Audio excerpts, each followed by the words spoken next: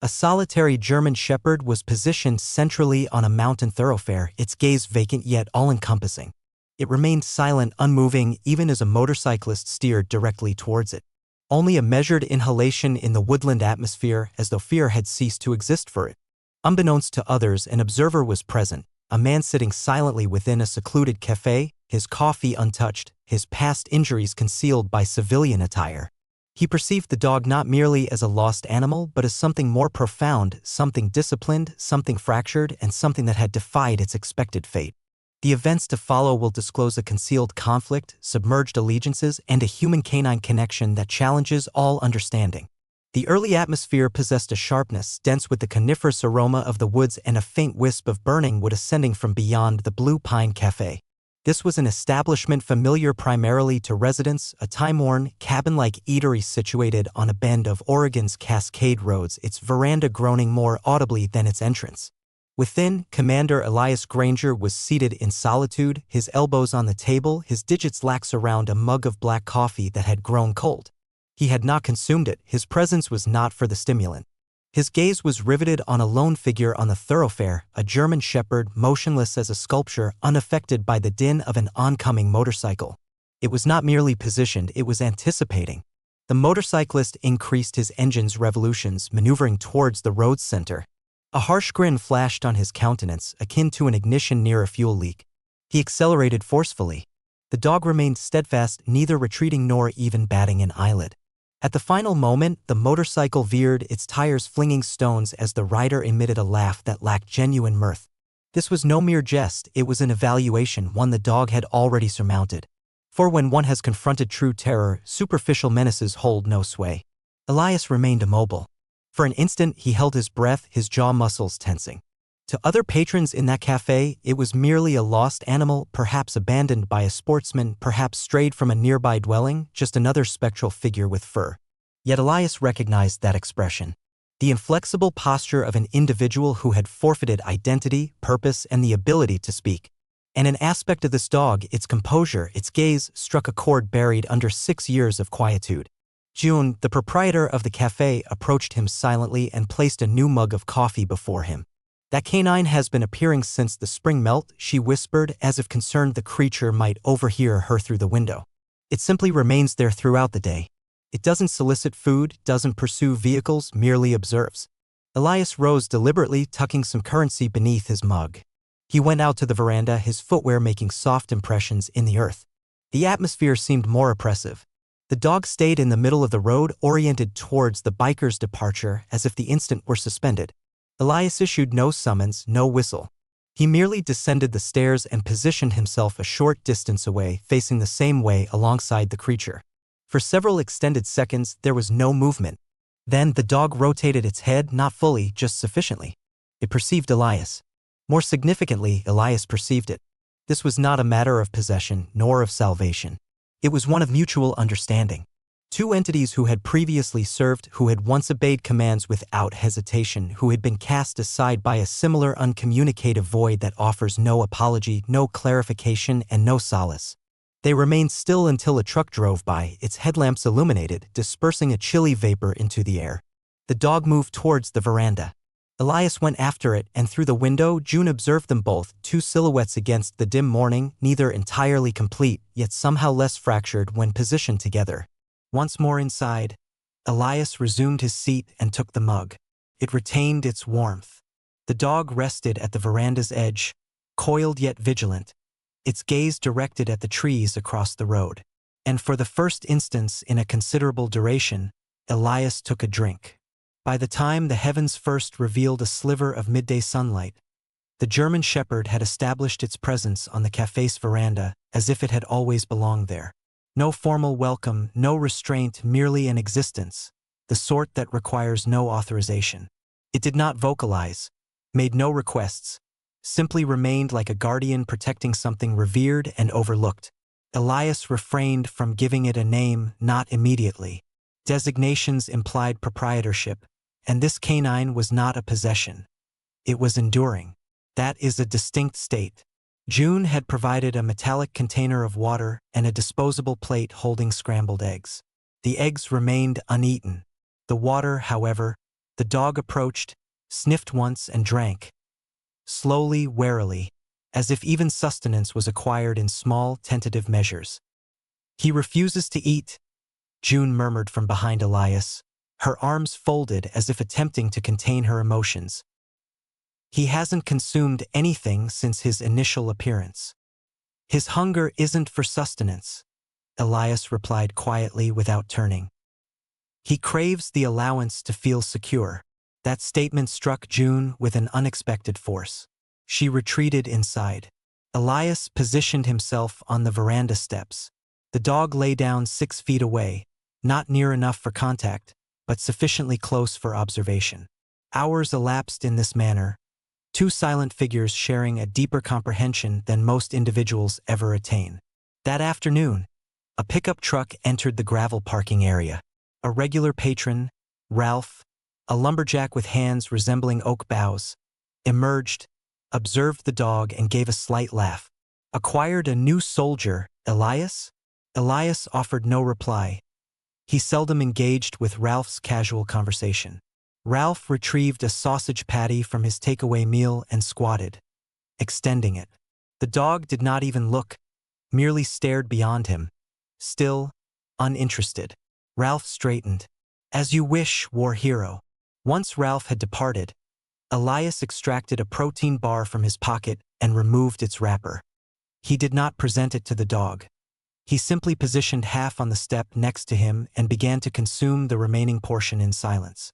After 10 minutes, the dog arose, approached, sniffed the protein bar, then settled directly beside Elias. No sound, no tail movement, just a quiet acknowledgement. It was a commencement. That evening, clouds amassed once more, soft and blue like contusions. Elias observed the sky without blinking, his arms resting on his knees. He understood the situation. A trial, not of reliance, but of personal space. Would the dog remain there the following day? Would it draw nearer or vanish like a phantom unconvinced of its deserving a second opportunity? But that night, as obscurity enveloped the mountain road and the chirping of crickets supplanted the rumble of passing vehicles, Elias opened the door to the cafe's storage shed just sufficiently for a dog to enter if it desired. He placed a folded flannel shirt inside. No utterances, no summons, merely a sign. He refrained from checking if the dog utilized it until the morning. And there, nestled into the shirt, its fur barely moving with respiration, was a creature that had, at long last, relinquished its vigilance for the first time in an unknown period. Elias did not smile. He did not articulate a word, but his hand gripped the railing for a moment as if it were the sole anchor preventing his internal composure from fragmenting. Whatever ordeal this dog had endured, Elias had just provided an opening to its resolution. By the third morning, the pattern had established itself like moisture on evergreen foliage, serene, delicate, and strangely hallowed. The dog no longer lingered at a remove. It awaited by the veranda when Elias emerged. It ambled beside him, not trailing. It did not solicit warmth, yet there was a stabilizing quality to its unwavering presence, like a shadow that had opted to remain in the light for a brief interlude. Inside the cafe, June moved with more deliberate steps, her gaze occasionally wandering to the window. She had witnessed much in her lifetime, but whatever transpired between Elias and that dog, words could not adequately capture. She made no attempt to. She simply prepared stronger coffee. However, tranquility, as Elias was acutely aware, often overstayed its welcome just before circumstances took a turn for the worse. That morning, a group of 3 unfamiliar motorcyclists entered the gravel lot, their engines roaring, their laughter even more pronounced. Their leather attire was not for show. These were not sightseers. One of them, a tall individual with a noticeable cheekbone injury and serpentine tattoos extending up his neck, gestured towards the dog reclining near the step. "Still alive, eh?" he mumbled, flicking his cigarette onto the gravel as if it had offended him. The dog remained still, unreactive. But Elias observed it, the alteration in its shoulder posture, the slight tautness in its hindquarters. Something in that man's tone had agitated an old injury. Elias rose from his seat inside, walked deliberately to the veranda, his arms crossed. "Are you lost?" The man with the serpentine neck grinned. "Nah, just figured we'd get some coffee. See if the mongrel remembers us." That term, mongrel, landed with more impact than it should have. Elias maintained a calm tone. "He's not yours." Didn't claim he was, but the inflection conveyed something more sinister, a recollection, an assertion. The cafe's atmosphere grew heavier. One of the motorcyclists approached the dog with a partially eaten biscuit. "Bet he recalls this," he sneered, crumbling it at his feet. The dog did not sniff it. He stared directly forward, not at the food, but beyond it, at the boot. And then, without a growl or any forewarning, he stood, quietly tall, still. The motorcyclist recoiled. "You all should take that coffee to go," Elias stated evenly, "before your motorcycles cool down excessively." A palpable tension, like an electrified barrier, surrounded them. June uttered no word, nor did the other local patrons who recognized when a boundary was being established. Eventually, the three departed muttering, but not before one leaned in close to Elias and said, "Proceed cautiously. You're intruding where you're not wanted." "Good thing I broke mine a long time ago," Elias retorted, then turned back towards the entrance. But as the sound of the engines diminished down the road, the unease did not. It lingered in the ground, in the dog's unwavering stance, in the question that clung to Elias like a second skin. What did they imply by remember? That evening, Elias remained outside longer than usual.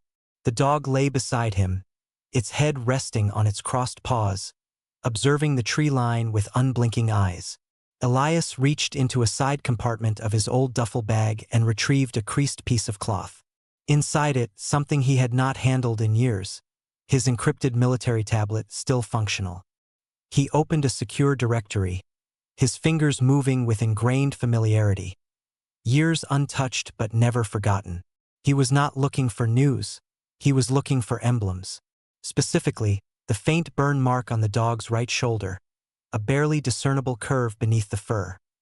Not a wound, more like an insignia, a cipher, a classification. And when he finally matched it to a file, concealed, buried, nearly obliterated, a chill settled in his stomach. K9 Unit Class Black. That classification no longer existed, not because it concluded, but because it had been expunged. And yet, one of its kind was slumbering at his feet. The subsequent day, the weather shifted as if mirroring the sentiment in Elias's core. Dense clouds swirled above the Cascade treetops, replacing the typical golden light with a cold, slate-gray sky. Rain had not yet fallen, but the air felt heavy, the kind that silences even the birds. Elias fastened the strap of his flannel jacket and gestured to the dog. Without instruction, the dog rose and walked alongside him.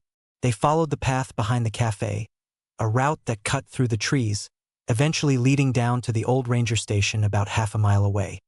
The trail had been largely disused over the years, just muddy enough to discourage hikers but not too overgrown for someone trained in stealthy movement. The dog moved with surgical exactness, its paws barely disturbing the damp earth. And for Elias, each step felt natural, like falling into an old pattern he hadn't practiced in years. As they approached the ranger station, the dog abruptly froze, one paw lifted, its body rigid. Elias stopped immediately. They both listened. There was no sound, but something was amiss. The door to the ranger station was slightly open. Elias signaled to the dog. They advanced low and deliberately, the scent of old pine and rust mingling with something new, tobacco. Inside the station, the signs were too deliberate to be coincidental: a sleeping bag, unrolled but unused, an ashtray containing a half-smoked cigarette, still faintly warm, a printed map of the vicinity marked with red ink. Radio codes jotted on a notepad, military codes. Elias picked up the cigarette, Camel Silver. He hadn't encountered that brand since his deployment in Qatar. His stomach constricted, not from fear, but from a deeper sensation, the kind of understanding that alters one's breathing. They weren't merely being observed, someone had positioned themselves close enough to orchestrate something coordinated. By the time they returned to the cafe, the storm had finally broken. Large raindrops struck the wooden awning and dripped from the eaves like a metronome marking tension. Elias went inside, checked the rear entrance, the windows, the locks. June noticed she didn't inquire. Her expression conveyed her thoughts clearly. He gently drew her aside. Have you seen anyone unusual passing through recently? New faces. She paused. Just that group from yesterday, but they're not strangers. They used to traverse routes through here last summer. Always kept the dog's food bowl filled when he appeared. I thought perhaps they cared. Elias's jaw tightened. He shook his head slowly. They don't provide for what they cherish. They provide for what they wish to dominate. June stepped back, taken aback. Do you believe they harmed him? I believe they utilized him, and I believe he managed to escape. Just then, the dog barked once, sharp and insistent, from the veranda. Elias rushed to the front. A message had been carved into the cafe's wooden beam, freshly incised with a knife. He was ours. You are not. Beside it, an envelope, no postage, no addressee, merely sealed with red tape. Inside was a photograph, the dog, restrained by the neck, chained to a metal post in what appeared to be a shipping container. Its fur was matted with blood near the shoulders, one eye swollen shut. The photograph bore a timestamp, 2 days from the current date. It wasn't a memory, it was a menace. Elias folded the photo deliberately and slid it into his chest pocket. His hands did not tremble, his voice did not falter. But within him something had just solidified, not apprehension, not rage, but determination. Because now it wasn't merely about safeguarding a stray dog, it was about revealing what someone believed they could obliterate and ensuring, this time, they would not succeed. Elias did not find sleep that night, not due to apprehension but because an internal restlessness prevented it. He sat on the veranda with the dog curled at his side, the kind of quiet understanding between them that transcended words, the kind of silence earned only by those who have witnessed unspeakable things. The envelope, the photograph, the carved inscription on the cafe's post, they were not merely intimidation, they were admonitions from men who equated control with allegiance and silence with submission. Elias had encountered such operatives previously, men who interred truth in classified dossiers and transformed living beings into phantoms. And now they were present, sharing his air, observing from his woods. At dawn, he arose and stretched, his joints creaking like aged timber. The dog stood beside him, already watchful. There was no reluctance in his movements as they proceeded towards the trail once more. They were not embarking on a leisurely walk. They were pursuing lucidity. They reached the halfway point to the old ranger station before the dog halted abruptly. His ears twitched once, then again. Elias's gaze followed its line of sight. Something had altered. Not the trees, not the path, but the quiet. It was too pristine. Elias crouched low, brushing 2 fingers along a fresh boot print in the mud. Standard issue tactical footwear, recent, heavy. Whoever had been here was not merely reconnoitering. They were laden and not unaccompanied. That is when the ambush occurred. A figure emerged from the undergrowth, followed by another, and then a third, 3 in total, their faces familiar enough to trigger Elias's internal alarms. One of them, the man with the serpentine neck, cracked his knuckles and smirked. Didn't anticipate the mongrel leading you out so readily, he said, his voice self-satisfied as if rehearsed. Elias rose slowly. You committed 2 errors, he stated, his voice as flat as stone. First, believing he's a mongrel. Second, presuming I came unprepared. The men did not react, but the dog did. He charged. The movement was not haphazard. It was exact. One moment, he was beside Elias. The next, he was airborne, clamping down on the nearest man's forearm with a force that made bone fracture. Turmoil erupted. The other 2 lunged at Elias, but years of ingrained response took control. A knife appeared from his boot. Within seconds, one assailant was incapacitated, groaning, disarmed. The other drew a sidearm, but Elias was already upon him. An arm locked around his throat, dragging him down with cold precision. In moments, the pine forest was filled with the labored breathing of men who had misjudged everything. The third man, the one with the deepest gash across his chest, scrambled backward, wheezing. You fail to comprehend, don't you? Elias said, standing over him. He's not broken. He's awakened.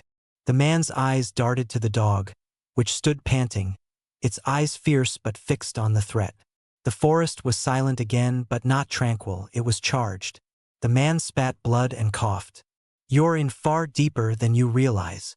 Elias crouched beside him, whispering so only he could hear. "I've already been submerged."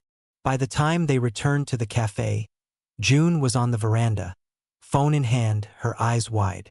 "Are you injured?" "Not sufficiently to cease," Elias replied. She handed him a damp cloth and a flask. "Whatever you are undertaking, do not do it alone." Elias looked towards the dog, which stood guard just beyond the veranda, its gaze fixed on the tree line. "I am not," he said. Later, inside the cafe, Elias unwrapped a cloth bundle from his duffel. Within it, a battered hard drive. It had not seen the light of day for years, but now it might contain the truth behind the brand on the dog's shoulder. A truth someone clearly wished to keep buried. Elias connected it and began its decryption, his heartbeat steady, his breath slow. The dog lay beside the door, observing the wind, and somewhere just beyond the trees, someone else was observing them both. By morning, the mist in the valley had condensed into a quiet shroud, obscuring the tree line and projecting long shadows across the gravel lot behind the Blue Pine Cafe. Elias had not touched his coffee, not because he had forgotten its presence precisely where he had left it, but because the burden in his chest had surpassed the solace of routine. He was anticipating the unfavorable to become favorable. The dog was already at the entrance, sitting rigidly as if aware of an impending event. Elias slipped a small radio into his chest pocket and inspected the old revolver at his hip, not from paranoia, but from ingrained practice. When one has navigated obscure paths, one learns the distinction between fear and preparedness. And today, something in the wind seemed to whistle a cautionary note. He signaled to the dog and they proceeded down the south trail, a narrow passage through fir trees and moss-laden stones, the kind of path tourists seldom discovered, the kind someone concealing themselves in plain view would use for surreptitious movement. They did not advance far. It commenced with the faintest rustle in the trees, a branch breaking where no deer would tread. The dog emitted a low growl, its eyes fixed on the incline above. Then came the whisper of boots on damp pine needles, controlled, coordinated, trained. Elias stepped back, gently guiding the dog behind a fallen log. He crouched, his breathing measured. 3 figures materialized like mist in a tight formation, all clad in black gear, visors lowered. Not novices. These were not motorcyclists feigning toughness, these were phantoms on a payroll. "Commander Elias Granger," one of them stated, his voice robotic through his headset. "You are harboring classified property. Stand down." "Property?" Elias scoffed. "He's a soul. You are the ones malfunctioning." No response. Then the situation escalated. One figure raised his rifle, not to fire, but to deploy a dart, a tranquilizer. Elias ducked and rolled, drawing his weapon in a single motion. 2 shots echoed through the woods. One grazed a helmet, the other felled a man mid-stride. The dog lunged, tearing through the undergrowth with terrifying velocity. It wasn't barking, it wasn't wild. It was precise. Its teeth clamped onto the calf of the second attacker, bringing him down hard. The man screamed, then choked as Elias pinned him with one knee and tore off his communications earpiece. "Who dispatched you?" Elias growled. The man spat blood. "You don't wish to know." "I already do." The third attacker vanished, retreating into the trees. Silence enveloped the scene. Elias stood, his chest heaving. The dog circled back to his side, panting but alert, its eyes still scanning the ridge. Together, they dragged the wounded man behind a boulder. Elias removed his chest armor, inverted it, and found what he had hoped he wouldn't. A patch, no agency, no name, just a symbol, a black triangle with a single number, 27. He recognized that number. It belonged to a defunct military program that was never meant to have existed. He seized the man's radio and tuned it to a concealed channel from his own days in the field. Static, then a voice. "Unit 27. Report. Status." Elias keyed the microphone. "Status, you selected the incorrect dog." Silence. Then a slow, deliberate reply. "Then we shall select again." By the time they returned to the cafe, Elias's shirt was stained with dirt and sweat. June stared at him as if she had encountered this version of him previously, the one she believed had perished overseas. "They are not retreating," she said softly. "No," Elias replied, glancing at the dog. "But neither is he." That night, as wind howled over the ridgeline and thunder reverberated through the forest, Elias sat on the floor beside the dog, watching the screen of the decrypted hard drive illuminate. File after file, redacted names, blacked out operations, peculiar keywords like override protocol and revenant class. He clicked on a folder labeled Echo, and there, in the center of the screen, was a name, not the dog's, his handler's. It had been expunged from every record Elias had ever accessed. Until now. The room was dimly lit, illuminated only by the soft luminescence of the laptop screen. The cooling fan whirred as files decrypted sequentially, but Elias did not blink. The name flickering across the display had struck him with greater force than any ambush. Alden Vex. A name retrieved from the remnants of the Echo file. A name that had not emerged in over 5 years. A name Elias had endeavored to forget. Alden had been one of their operatives, a specialist, a field handler with high-level clearance, known for delivering results and leaving a trail of silence after every mission. Elias had encountered him once during joint operations in Eastern Europe. They had exchanged merely 6 words and a single glance. That was sufficient to understand Vex did not operate on morality, he operated on control. And now that name was linked to the dog. Elias's hands hovered above the keyboard, each keystroke feeling heavier than the last. More files opened: experimental conditioning, neural suppression, task-based override protocols. The military had tested these methods on dogs in combat zones, employing chemical triggers and sound frequencies to suppress instincts and substitute them with robotic obedience. However, only a few K9s ever underwent the complete protocol.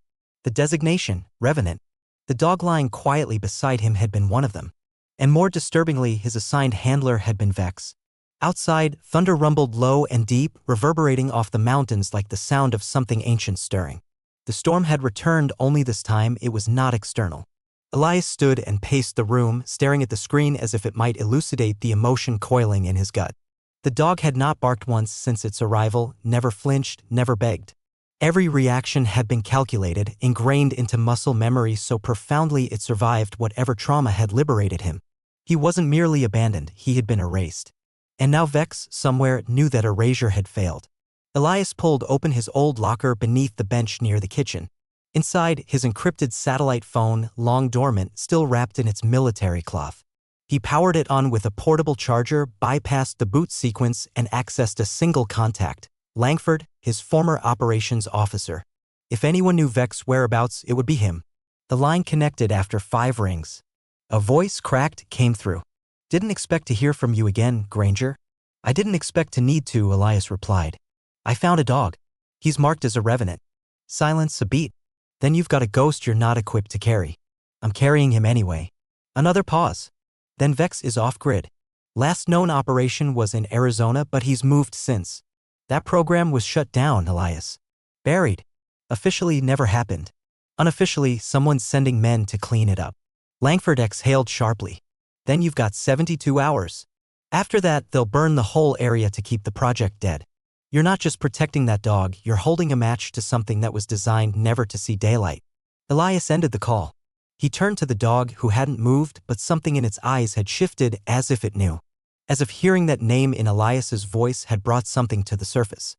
He stepped forward, knelt beside him, and whispered, "Do you remember him?" The dog didn't growl, didn't flinch, but its eyes locked on Elias's. And for a moment, everything in them changed. Recognition. Elias leaned his forehead against the dog's, his voice barely a breath. "He's not getting his hands on you again." Because what Elias now realized was this: the dog wasn't just a survivor. He wasn't just a broken K9 unit with a forgotten past. He was the last living witness to what Vex had done, not just to him, but to others, animals, perhaps even people. The program may have ended on paper, but the damage was still walking, breathing, remembering. And someone was coming to silence it. Elias stood up slowly, his eyes hard. "Tomorrow we end it."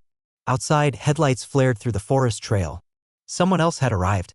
The vehicle lights did not halt at the trail's margin, they continued advancing. 4 vehicles, obscured, lacking license plates, their tires grinding the damp gravel as if with a sense of entitlement. Elias stood in the doorway of the cafe, silent, his shoulders squared. The dog stood beside him, not behind, not ahead, precisely there, in perfect alignment, its breathing calm but deep. There was no panic, no bark, just that unmistakable tension, the kind one feels immediately before thunder cleaves the sky. June stood behind the counter, her hand trembling slightly on the cordless phone. Elias turned to her. "Get to the back room. Now." "But." "Do it."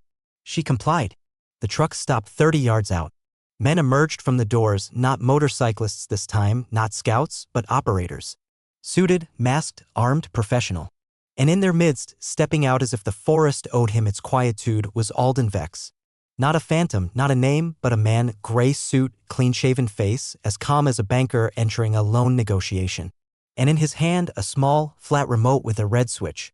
"Commander," he said, his voice smooth and sharp like glass enveloped in silk. "I'm here for the asset." Elias advanced one pace. "He's not an asset. He's a survivor." Vex smiled. "And survivors are dangerous." Behind him, the team fanned out, a semicircular formation, tight, as if rehearsed in training drills, except now the target possessed teeth. "You violated protocol, Vex. You incinerated them. You rewired dogs like machines. And when they began to think again, you erased them." "I liberated them," Vex replied casually. "From pain, from fear, from instinct. You believe loyalty is love? It's programming. And he was my finest model."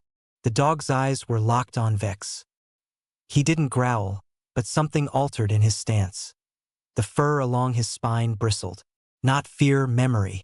Vex raised the remote, his finger hovering above the switch. "I wouldn't attempt heroics. His final sequence is still active. One pulse and he forgets everything again. Including you." Elias reached slowly into his pocket, withdrew the satellite phone. He tapped one key. The signal went live. "You think I didn't anticipate this?" Elias said. "You think I didn't record what he did the moment he remembered your name?" Vex paused, just long enough. "I uploaded the echo files, Alden. Every erased name, every failed test, every order. They're sitting in a public inbox, poised to go viral unless I manually deactivate the signal." A muscle twitched in Vex's jaw. "You're bluffing." Elias took another step. "Challenge me." The standoff hung in the air like lightning, awaiting a trigger. That's when the back window shattered. One of the agents had circled around, breached through the kitchen, weapon raised. June screamed. Elias spun, diving behind the bar, and gunfire erupted. With splintered, bottles shattered. The dog launched through the side door like a projectile, intercepting the intruder mid-stride. Chaos, smoke, fire. One of the men tossed a flare inside. Flames ignited the curtains. June ducked behind the prep counter. Elias returned fire, dropping one of the advancing agents in the entryway. The others hesitated, and that's when the dog emerged through the smoke. Scorched, bleeding, but moving with purpose. He charged straight at Vex. Vex panicked, pressed the remote. Nothing. Elias had already jammed the signal. The dog leaped, not to kill, but to position himself in front of Elias, absorbing a bullet not intended for either of them. Time decelerated. The gunman was down, but the dog collapsed. Elias was there in an instant, lifting him into his arms, shouting June's name, dragging the old medical kit from beneath the counter. Blood. So much blood. But the dog's eyes were still open, still locked on Elias, still fighting. "You're not going out like this?" Elias whispered, pressing gauze, sealing the wound. "Not now. Not after everything." In the distance, sirens. The upload had completed. Backup was en route. But in that moment, all that mattered was the heartbeat beneath Elias's hand. Faint, but steady. And in the dog's eyes, one last flicker of memory. Not fear, not pain. Recognition. Home.